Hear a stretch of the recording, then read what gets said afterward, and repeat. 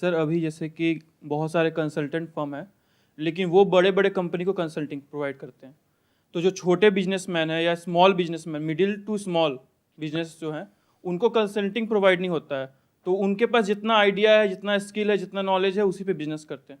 तो कोई एक ऐसा फर्म आना चाहिए, कोई ऐसा एक ऑर्गेनाइजेशन आना चाहिए जो छोटे बिजनेस को कंसल्टिंग प्रोवाइड करे एट ए रीजनेबल प्राइस। तो आप ऐसा कुछ करने का सोच रहे हो? Yes sir. क्या आपने शुरू कर दिया ऑलरेडी या करने के बारे में नहीं सोच सर, रहे हो? करने का सोच रहे हैं। अभी हम एमबीए कर रहे हैं, तो फाइनल ईयर में है, उसके बाद कंप्लीट करने के बाद स्टार्ट करें। ये जो आप करने के बारे में सोच रहे हो, इसके बारे में मैं थोड़ा सा आपको बता देता हूं। इसको बिजनेस कोचिंग बोलते हैं, और बिजनेस कोचिंग अपने आप में बहुत बड़ी इंडस्ट्री है। It's a $multi-billion industry world wide. बहुत सारे बिजनेस कोचेस होते हैं जो छोटे एंटरप्रेन्योर्स को या छोटे जो स्टार्टअप्स हैं उनके साथ में इंटरेक्ट करते हैं, उनसे क्वेश्चंस पूछते हैं।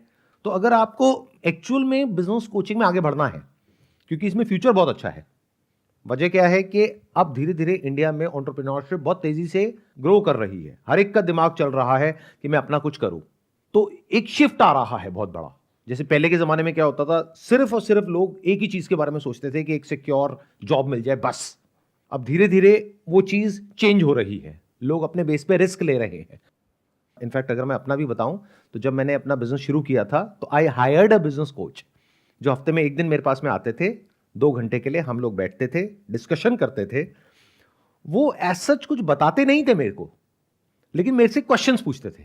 मैं बोलता था मेरा ये गोल है, ये विजन है, ये प्रॉब्लम्स हैं, ये चैलेंजेस हैं, तो वो काउंटर क्वेश्चनिंग करते थे। तो उसकी वजह से मुझे क्लैरिटी आती थी। जैसे आपने बहुत बार नोट किया होगा कि आपके माइंड में कोई चीज घूम रही होती है, तो आप उसमें फंसे होते हो, बट किसी के साथ में जाके डिस्कस करते हो, एकदम से क्लैरिटी आ जाती है। तो वो इंसान आपको क्लियर नहीं करता है, आपको बात करते करते खुद ही क्लियर हो जाता है। तो बिजनेस कोचिंग के लिए इंटरनेशनली बहुत सारे कोर्सेज हैं। वहां से एक शॉर्ट टर्म का बिजनेस कोचिंग का कोर्स कर सकते हैं। Then you will become a certified business coach. क्योंकि जैसे ही आप किसी भी छोटे बिजनेस को या किसी को भी अप्रोच करेंगे, वो सबसे पहले आपसे ये पूछेंगे कि भाई आपके पास में क्या नॉलेज है, क्या एक्सपीरियंस है, मैं आपसे ही कोचिंग क्यों लूं। और शुरू में चार्जेस आप बहुत ही रीजनेबल रखोगे, may be 5,000 rupees per session, but that is also not bad. क्योंकि अगर हफ्ते का किसी ने एक सेशन लिया और महीने के 4 सेशंस लिए, दैट मीन्स एक क्लाइंट से आपको 20,000 रुपए आया। अगर आपने 5 क्लाइंट भी ढूंढ लिए तो महीने का ₹1,00,000 आना शुरू हो गया, that too on a part time basis. तो it's a very good business to be in. शुरुआत में मुश्किल है, थोड़ा टाइम लगता है। शुरू में आपको छोटे छोटे बिजनेसेस को ढूंढना पड़ेगा, उसका तरह तरह का डेटाबेस आपको मिलेगा, उनको अप्रोच करना होगा। या इसका सबसे अच्छा तरीका है कि ऐसी बहुत सारी ऑर्गेनाइजेशंस हैं जो कि एंटरप्रेन्योर्स के लिए, जो शुरू कर रहे हैं अपने करियर को, उनके लिए कॉन्फ्रेंसेस ऑर्गेनाइज करती हैं, या उनके ग्रुप्स हैं, ऑनलाइन भी ऑफलाइन भी। तो वहां पर आप मेंबरशिप ले सकते हो। 5-6 हजार रुपए में आपको मेंबरशिप मिल गई। तो आप ऐसी जगहों पे जा रहे हो और आप उनको बता रहे हो कि I am a certified business coach, if you need some kind of assistance तो I give you free trial session. First session is going to be free. आप पहले सेशन लेकर के देखिए, अगर आपको अच्छा लगे तो नेक्स्ट सेशन से आपको पे करना होगा। तो इस तरह से आप अपना एक नेटवर्क बना सकते हो। मतलब इस बिजनेस में सबसे बड़ा चैलेंज क्या आने वाला है? नेटवर्किंग का। फिर जब कुछ लोग आपके साथ में जुड़ते हैं तो वर्ड ऑफ माउथ मिलना शुरू हो जाता है, अगर आप सिंसियरली अच्छे से अपना काम कर रहे हो तो। This is a very good idea, I must say that.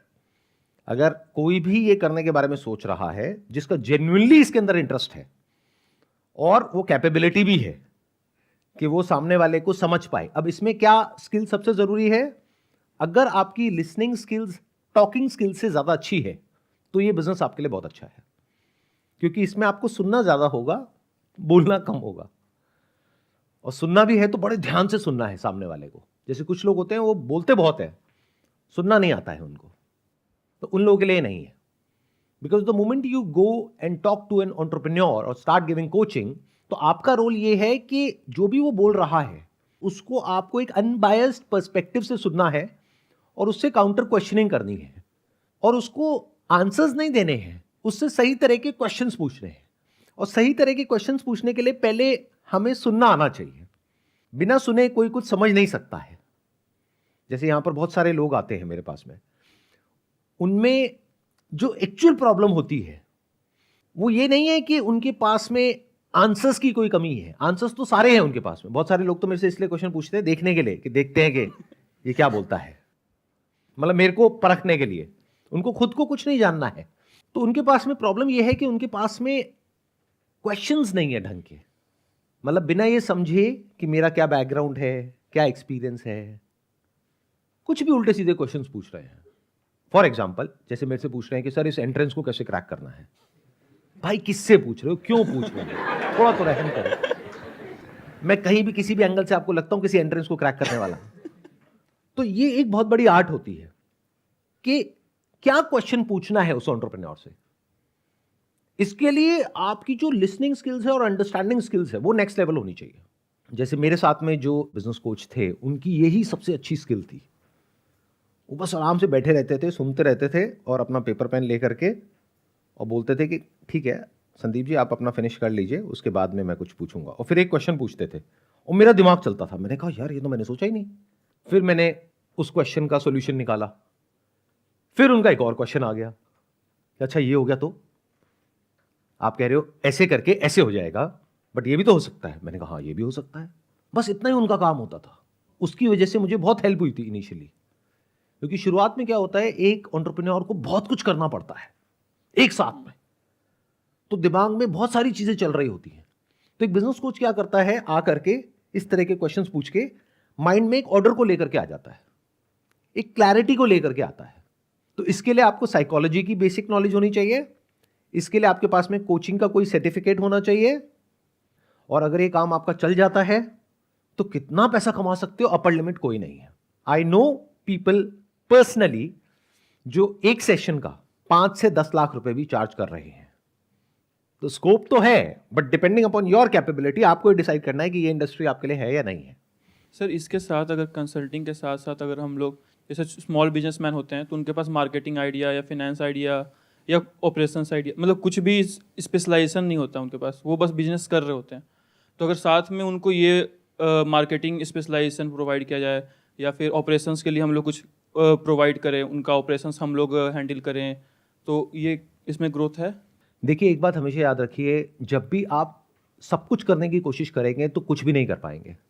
The moment you go and talk to an entrepreneur, और मान लो आप कहीं किसी कॉन्फ्रेंस में, मीटिंग में या किसी सेमिनार में आप उनको मिले, अगर उनको आपने ये बोला कि मैं बिजनेस कोचिंग भी देता हूं, आपकी मार्केटिंग में भी हेल्प करता हूं, अकाउंटिंग में आपकी टैक्स रिटर्न फाइल करनी है वो भी हम करवा देंगे, ये भी कर देंगे, वो भी कर देंगे, वो कहेगा नमस्ते भाई साहब, क्योंकि वो समझ जाएगा कि आप कुछ भी नहीं करने वाले। तो आप बिल्कुल क्लियर तरीके से बोलिए कि आप क्या करते हैं, बाकी का काम अपने आप होगा। वो मैं बता देता हूं कैसे। जब आप किसी के साथ में जुड़ोगे तो सबसे पहला प्रॉब्लम आने वाला है ट्रस्ट का। Yes sir. कि आप पे कोई ट्रस्ट कैसे करेगा, वो बिजनेस आइडिया अपना क्यों बताएगा आपको। नंबर 1 अपना बिजनेस आइडिया क्यों बताएगा, नंबर 2 उसको ये कॉन्फिडेंस भी नहीं है कि आपके अंदर एक्चुअल में कोई कैपेबिलिटी है या नहीं है, नंबर 3 उसको ये भी नहीं पता कि बिजनेस कोचिंग से कोई फायदा होगा या नहीं होगा। तो पहले 2 4 5 सेशंस में तो एक रिलेशन बनेगा, एक दूसरे को आप लोग समझोगे, फिर उसको आपके ऊपर ट्रस्ट होगा, तब वो आपसे डिस्कस करेगा कि मेरे को ये प्रॉब्लम आ रही है। तब आप बड़े ही पोलाइटली सटल वे में उसको बोल सकते हो कि मेरे एक फ्रेंड है जो ये काम बहुत अच्छे से कर रहे हैं, अगर आपको चाहिए तो मैं आपको उनसे इंट्रोड्यूस कर सकता हूं। खुद मत करिए, yes sir. Because the moment you start doing it yourself, तो जो सामने वाला है वो ना तो आपसे वो काम कराएगा ना बिजनेस कोचिंग लेगा।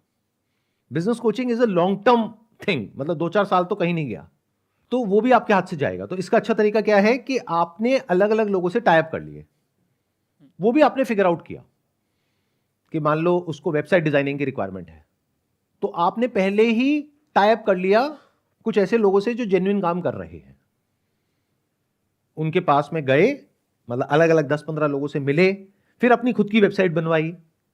तो you have confidence on that particular team, तो आप कुछ गलत नहीं कर रहे हो इस इंसान के साथ में। एक कहानी आप लोगों ने सुनी होगी सबने कि एक मुर्गी थी सोने का अंडा देने वाली, फिर उस इंसान ने क्या किया, उसका मुर्गी का पेट ही फाड़ दिया। पेट ही फाड़ दिया। ऐसे बहुत बेवकूफ लोग घूम रहे हैं मार्केट में, उनकी लॉन्ग टर्म विजन है ही नहीं। सोचो, जो इंसान आपको आने वाले 2-3 साल तक हर हफ्ते का 5,000 रुपए देने वाला है, महीने का 20,000 रुपए देने वाला है, छोटे से अमाउंट के चक्कर में कहीं ऐसा ना हो आपका वो अमाउंट भी चला जाए, आपका वो रिलेशन खराब हो जाए। यानी उस रिलेशनशिप की पहले वैल्यू कैलकुलेट करो, समझ। फिर देखो कि वहां पर किसी को कनेक्ट करने में फायदा है या नहीं करने में फायदा है। जब तक आप 100% कॉन्फिडेंट नहीं हो कि ये इंसान उसके साथ में कुछ गलत नहीं करेगा, भूल के भी कनेक्ट मत कर देना। नहीं तो आपके पास में आएगा कुछ भी नहीं, चला सब कुछ जाएगा।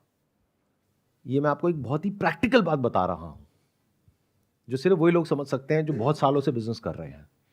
जैसे फॉर एग्जाम्पल मेरे साथ में कई तरह के एक्सपीरियंसेस हुए हैं। उसमें क्या हुआ, कुछ लोग ऐसे मिले जिन्होंने बहुत बड़ी बड़ी बातें करी, पैसा ले लिया और काम ही नहीं किया, या जो कमिटमेंट था उसको पूरा नहीं किया। तो इन लोगों को मैं बोलता हूं महामूर्ख, क्योंकि वो हमसे कमा सकते थे बहुत ज्यादा, लेकिन 50-60 हजार रुपए के पीछे गड़बड़ करके अपना ही नुकसान कर बैठे। आप समझ रहे हो मेरी बात? Yes sir. तो जितना भी आप सोच रहे हो कि इस इंसान से आप कमाने वाले हो, उससे बहुत ज्यादा आप कमा सकते हो अगर आपकी नीयत साफ है। तो भूल करके भी किसी को भी इंट्रोड्यूस मत करो, कोई भी ऐसा काम मत पकड़ो जहां पे कोई गड़बड़ हो सकती है। क्योंकि जो आपका क्वेश्चन था वो ये था कि क्या हम साथ साथ में ये भी कर सकते हैं? जवाब है नहीं, क्योंकि आपकी उसमें कोई एक्सपर्टीज नहीं है। आप अभी एमबीए कर रहे हो, विच आई एम श्योर या तो मार्केटिंग में होगा या फाइनेंस में होगा। Marketing and operations. देख लो, माइंड रीडिंग थोड़ी बहुत तो आती है। तो अब इसमें प्रॉब्लम क्या है कि वेब डिजाइनिंग का आपको कोई एक्सपीरियंस नहीं है। पता लगा आपने किसी ऐसे बंदे के भरोसे उसका काम पकड़ लिया वेब डिजाइनिंग का, जिसको आप 10-12 हजार रुपये सैलरी दे रहे हो, और पता लगा वो 15 दिन बाद छोड़ करके चला गया, उसको कहीं बेटर अपॉर्चुनिटी मिल गई, छोड़ के चला गया। अब आप बीच में लटके हुए हो, आपकी बिजनेस कोचिंग भी गई, ये भी गई, और वेब डिजाइनिंग भी गई। तो अब आपको क्लियर आंसर मिला। यस। काम वही करो जिसको आप अच्छे से मैनेज कर सकते हो। कम करो लेकिन पहले अच्छे से मैनेज करो। फिर अगर उस काम को बढ़ाना है, यानी अगर किसी को इंट्रोड्यूस करना है, सिर्फ तब करो जब आप 100% श्योर हो कि वो बंदा जेन्युइन है। और यहां पे प्रॉब्लम क्या है, 90% जो लोग हैं उनकी सोच बहुत ही छोटी है।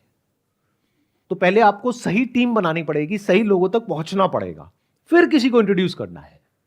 नहीं तो अगर आपने गलत इंसान को उससे कनेक्ट किया तो आपकी भी रिलेशनशिप गई। तो एक तरीके से आपने ऐसी मुर्गी का पेट फाड़ दिया जो सोने के अंडे दे सकती थी। क्योंकि वो इंसान सिर्फ वहीं तक नहीं रहता, अगर उसको आपसे अच्छा रिजल्ट मिलता वो आगे भी तो रेफर करता ना। यस। उसको भी काउंट करो, और वो आगे रेफर करते। तो वो एक इंसान देखने में लग रहा है कि उसकी लाइफ टाइम वैल्यू है आपके लिए मान लो 2-4 लाख 5 लाख, बट एक्चुअल में करोड़ों है अगर बड़ी विजन आपकी है तो। ऐसे सोचना होता है बिजनेस में, बड़ा सोचना होता है। लेकिन बड़ी सोच बहुत कम लोगों की होती है, ज्यादातर होती है बहुत ही छोटी सोच, शॉर्ट टर्म विजन। कि एक बहुत बड़ा रिलेशनशिप है, वहां पे 2-4 हजार रुपए के पीछे अपना रिलेशन खराब करने में लग गए हैं। शुरू में पैसे के बारे में इतना नहीं सोचना होता है, रिलेशन के बारे में सोचना होता है, नेटवर्किंग के बारे में सोचना होता है, ट्रस्ट के बारे में सोचना होता है, जो आप दे सकते हो सामने वाले को उसके बारे में सोचना होता है, जो आपको मिल सकता है उसके बारे में तो सोचना ही नहीं होता है। और इसका अपोजिट करते हैं बहुत लोग, वो सिर्फ अपने फायदे के बारे में सोचते हैं कि आ गया है मुर्गा, आप काटो इसको अच्छे से। तो ऐसे मत बनो, क्योंकि ऐसे में शॉर्ट टर्म में तो हो सकता है आपने थोड़ा बहुत पैसा कमा भी लिया, लॉन्ग टर्म में आपकी जिंदगी बर्बाद हो जाएगी। क्योंकि ये चीजें ना छुपती नहीं है। दुनिया देखने में बहुत बड़ी लगती है बट एक्चुअल में बहुत छोटी होती है। कहीं ना कहीं से कोई ना कोई कनेक्ट हो ही जाता है, तो सबको पता लग जाएगा आप कैसे हो। क्योंकि एक ही ऑर्गेनाइजेशन है या एक ही नेटवर्किंग इवेंट है जहां से आपको लोग मिलने वाले हैं, तो वहां पर एक के साथ में आपने कुछ गड़बड़ करी तो वो बात सब तक फैलने में देर नहीं लगेगी, तो आपका पूरा करियर ही खत्म, एक गलती और करियर खत्म। कुछ क्लैरिटी आई आपको मेरी इन बातों से? क्या क्लियर हुआ एक बार बताइए। सर क्लियर ये हुआ कि सर सबसे पहले एक चीज़ को पकड़ो, उस पर अपना स्पेशलाइजेशन करो, उस पर काम करो। जब वो अच्छे से हो जाए उसके बाद अगर तुमको डाइवर्सिफिकेशन करना है तब करो, स्टार्टिंग में नहीं करो। और वो भी तब करो जब आपको पूरा कॉन्फिडेंस है कि ये जो मैं डाइवर्सिफाई कर रहा हूं वहां पे मैं वो डिलीवर भी कर सकता हूं जो मैं कमिट कर रहा हूं। अगर थोड़ा सा भी डाउट है तो मत करो। जिंदगी में कभी भी किसी भी इंसान को ऐसा कोई कमिटमेंट मत करो जिसको आप पूरा नहीं कर सकते।